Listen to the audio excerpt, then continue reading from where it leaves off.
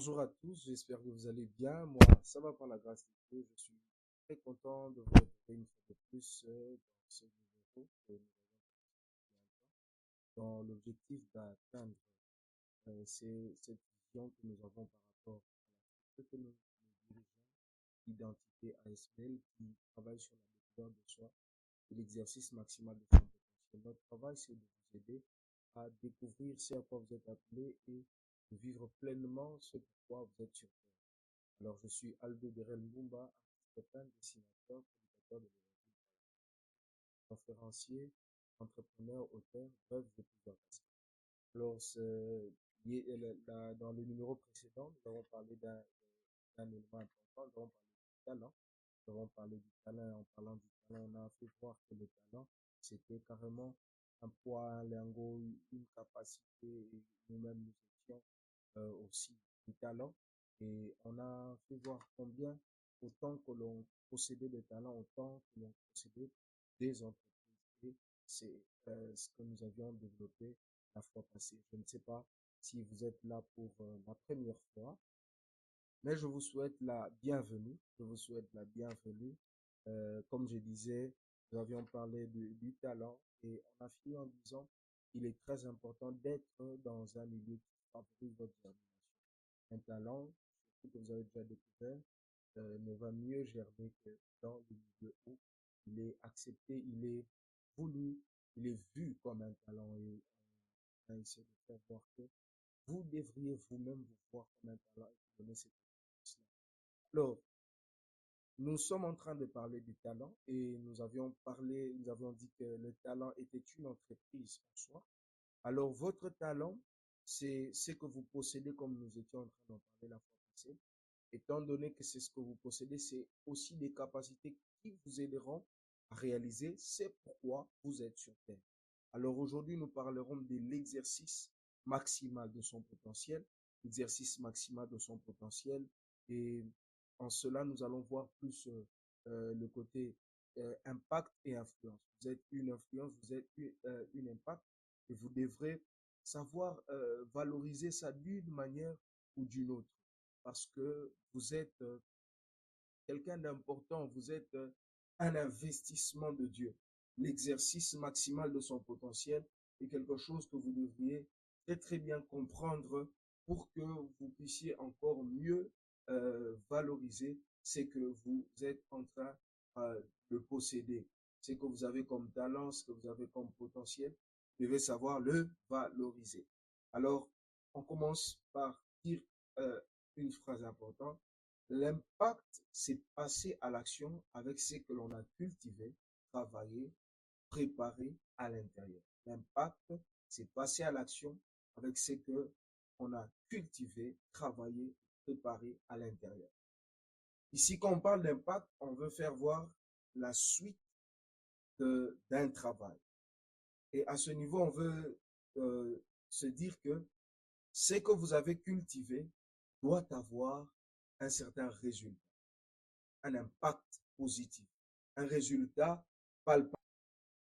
Impacter, c'est passer à l'action avec ce que l'on a cultivé, travaillé, préparé à l'intérieur. À ce niveau, on se dit que chacun d'entre nous sait déjà c'est quoi la découverte de l'identité. On se dit que chacun d'entre nous sait déjà que qui est-ce que je suis, donc nous pouvons répondre à cette question-là, et qu'est-ce que je possède, et surtout, chacun d'entre nous connaît les différents moyens basiques pour arriver à se découvrir. Et à ce niveau, si chacun de nous sait que la découverte de soi est un processus, un voyage, et non un cliquement de doigts. Et à ce niveau, tout ce qu'on s'est déjà dit dans les précédents numéros, c'est ce que nous voulons regarder de manière claire et calme pour comprendre que dans tout cela, il y a une conséquence positive qu'on est en train d'attendre après ça. Il y a un travail qu'on est déjà en train de faire. Il y a une discipline personnelle qu'on a cultivée déjà à l'intérieur, qu'on est en train de travailler. Et dans ce travail, comme Paul le dit, nous ne travaillons pas comme battant l'air, mais avec une intention particulière. J'aimerais dire à quelqu'un, il faudrait que dans ton travail de tous les jours, dans tes disciplines de tous les jours, il y ait une intention particulière, un voulu, une conscience de ce que tu veux et là où tu vas. Ça t'aidera à t'évaluer, mais aussi en même temps, ça t'aidera à apprécier ce que tu fais, même si c'est peu, mais tu sauras apprécier ça à sa juste valeur parce que tu sais que un effort de tous les jours finira par produire un certain résultat particulier. Ces informations ici réunies doivent normalement produire en nous, au fait, un feu qui nous poussera, au fait, à ce qu'on est en train de dire, l'impact. C'est qu'on est en train de parler ici de l'exercice maximal de son potentiel, parce que l'exercice maximal de votre potentiel, c'est ce qui emmènera l'impact. Alors, permettez-moi de vous donner quelques réflexions sur l'impact ou quelques réflexions sur les résultats de l'exercice maximal de son potentiel. Premièrement, vous n'êtes pas toujours censé vous mettre à l'abri et attendre que la pluie finisse. Quelquefois, il faudrait apprendre à avancer sous la pluie juste en vous couvrant, car certaines pluies ne finiront qu'après la terre.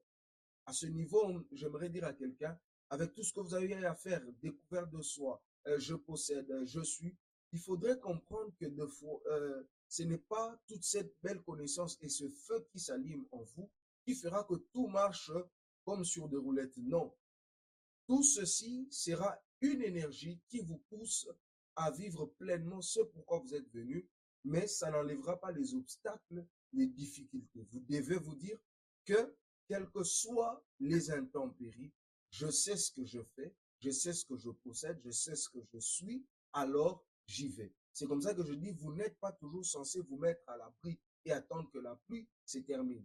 C'est-à-dire, n'attendez pas que il y ait un jour où il y a un ciel jaune pour vous. Non. Avec ce que vous possédez déjà, passez à l'action. Dites-vous, je suis, je possède. Alors, voici ce que je dois faire.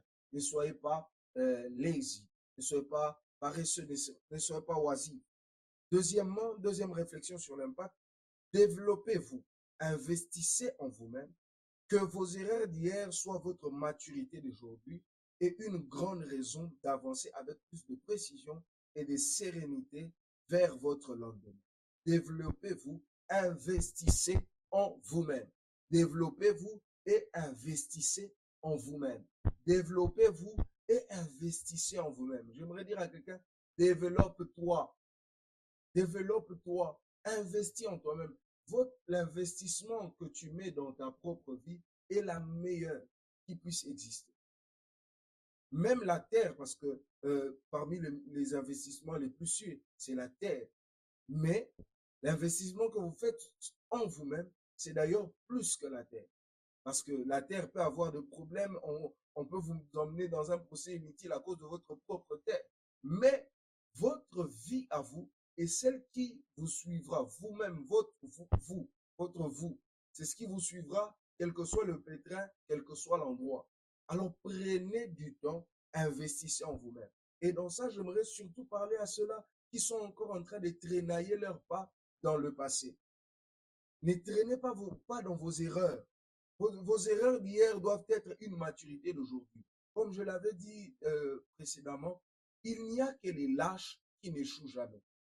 Mais ceux qui ont du courage, ceux qui sont conscients de leur vie et qui passent à l'acte, qui passent à l'action, commettront d'une façon ou d'une autre des erreurs parce que ce sont des êtres humains.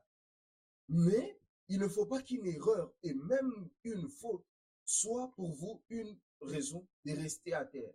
Vous savez, un homme a dit, je pense que c'est un proverbe russe, tomber peut être un accident, mais rester à terre, c'est un choix. Alors, pardon, je pense que c'est un proverbe japonais ou russe, je me souviens plus. Tomber peut être une erreur, mais se relever, c'est un choix qu'on fait. Alors ne faites pas l'erreur de rester derrière, de rester hier, de rester par terre, si vous le voulez, à cause de votre erreur ou de votre faute. Mais que cette erreur, cette faute-là, soit pour vous une maturité d'aujourd'hui. Vous avez fait une erreur hier, mais c'est pour être mature aujourd'hui. Vous savez que là, on ne fait pas ça, on ne fait pas ci.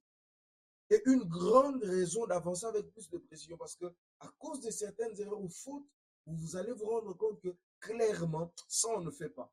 Ça, si je sais, aïe, ça va mal finir. Et ça doit être votre sérénité du lendemain. Votre sérénité du lendemain parce qu'il y a des choses qui ne vous effrayera plus. ou plutôt qui ne vous effrayera plus. Sorry, qu'est-ce qui se passe? Mais il y aura des choses qui ne vous effrayera plus comme avant. Alors apprenez à apprendre de vos erreurs et à vous assumer. Vous savez, une chose importante, c'est que personne ne va vivre votre vie à votre place. Même ceux-là qui vont essayer de vous faire voir un go mawa, comme on dit chez nous, là, ils ne vont jamais avoir pitié de vous plus que vous-même. Vous devez vous-même apprendre à vous considérer comme tel et à ne pas vous atteler sur hier. Relevez-vous. Relevez-vous, je ne sais pas dans quoi vous êtes tombé, mais relevez-vous. Relevez-vous, étais-je en train de dire. Relevez-vous parce que personne ne vivra votre vie à votre place.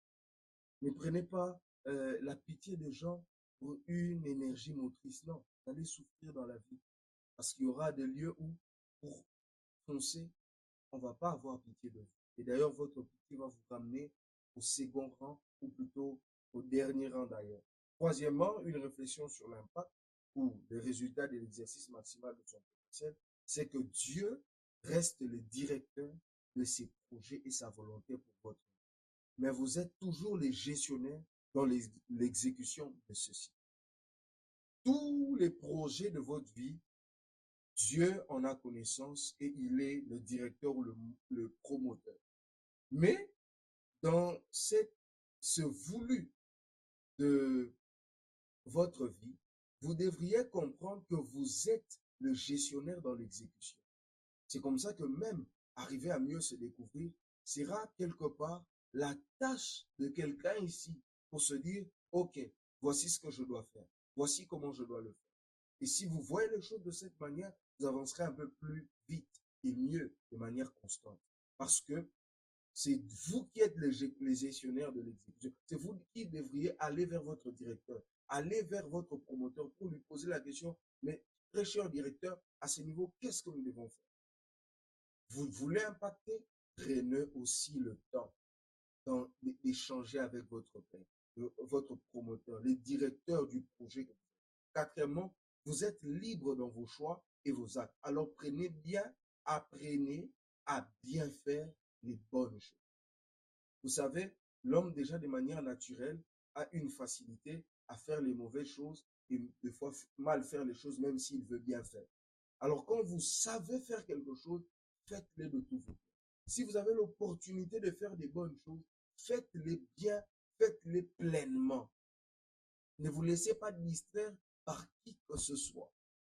Vous savez, les gens de foi, si vous êtes jeunes, il y aura des gens qui viendront vous dire, il faut se plaire de la vie, il faut se détendre, il faut... Et des fois, ce sont des mauvaises choses vraiment, surtout pour nos vies. Peut-être que toi, tu es appelé à ceci ou à cela, ce qui doit être quelque chose. Et peut-être lui, il ne comprend pas. Mais on va nous proposer certaines choses qui ne sont pas bonnes pour nous, peut-être bonnes pour eux à un certain niveau, mais pas bonnes pour vous. Et des fois, on accepte et on le fait. Alors, déjà que l'homme est un peu exposé au mal, alors quand vous avez l'opportunité de bien faire, vous avez l'opportunité de craindre Dieu, vous avez l'opportunité de vous discipliner, vous avez l'opportunité de travailler, vous avez l'opportunité de chercher Dieu, vous avez l'opportunité de prier, vous avez l'opportunité, je ne sais, mais de bonnes choses, faites-les pleinement. Et ne laissez pas les gens vous faire entrer dans leurs mauvaises choses. Parce que chacun d'entre nous a des choses qu'il ne sait pas faire ou des choses qui ne sont pas si bonnes que ça. Ou des choses pour lesquelles nous ne sommes pas si capables que ça. Alors ne laissez pas quelqu'un vous introduire dans sa mauvaise chose ou dans son incapacité aussi. C'est-à-dire, toi, tu as une incapacité. Father, we thank you for what you've accomplished here tonight. Lord, it's only the start.